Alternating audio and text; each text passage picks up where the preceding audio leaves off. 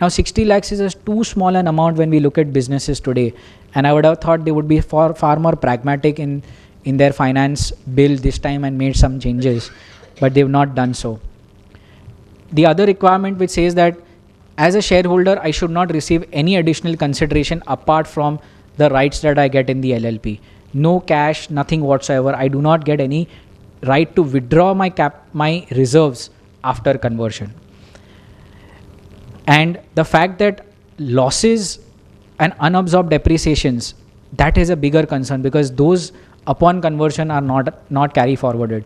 And that is where we expected the finance minister to take some pointers from the representations made, make those changes, and make it a more comfortable process to convert. The question that you all will probably ask is 60 lakhs of rupees has got no meaning for us. What do I do if I've got a turnover of 5 crores or so, and if I still want to convert into an LLP? Personally, if you ask me, there are decisions which have been beneficial for conversion of companies, and that's where the courts have held that if it's a change of clothing and it's purely a change of clothing, there should be no tax implications.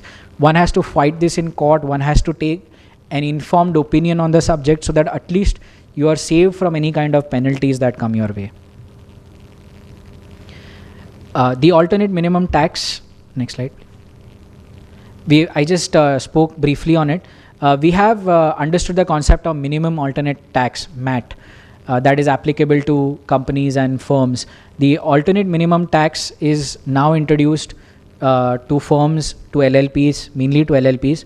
But just to make this and to bring this into perspective, that to bring companies and LLPs at par, they thought about having a parallel concept of calculation of minimum tax that one has to pay.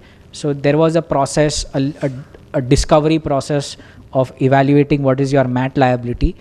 The process under AMT is far simpler, very few things which are to be added or reduced, and you arrive at the taxable profit on which you will calculate alternate minimum tax at 20% plus surcharge and cess.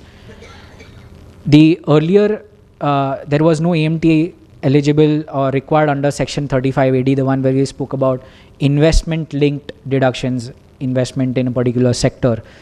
Now it has been introduced on any entity which is claiming this benefit, and the credit will not be available if you don't comply with any of the provisions of the section under which you've claimed the deduction. So no credits in the future years will be possible. So you have to be very strong on your compliance. Friends, I thought this was what I had to share as far as this budget is concerned, some of the more opportunities available on tax planning. My parting thoughts would be, look at areas where you can grow, look at areas which provide a commercial avenue for growth as well as give a tax saving opportunity. Be on the right side of the law, make your compliances very strong, and I'm sure business growth will be the norm of the day, as was stated. Achhe din aane wale aa gaye hai. I think that would be a near future for all of you. Thank you so much for a very patient hearing and for this opportunity.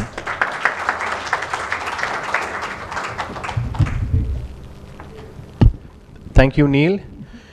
It's so difficult to sum up the intricacies of taxation into such simple tidbits which anybody can grasp.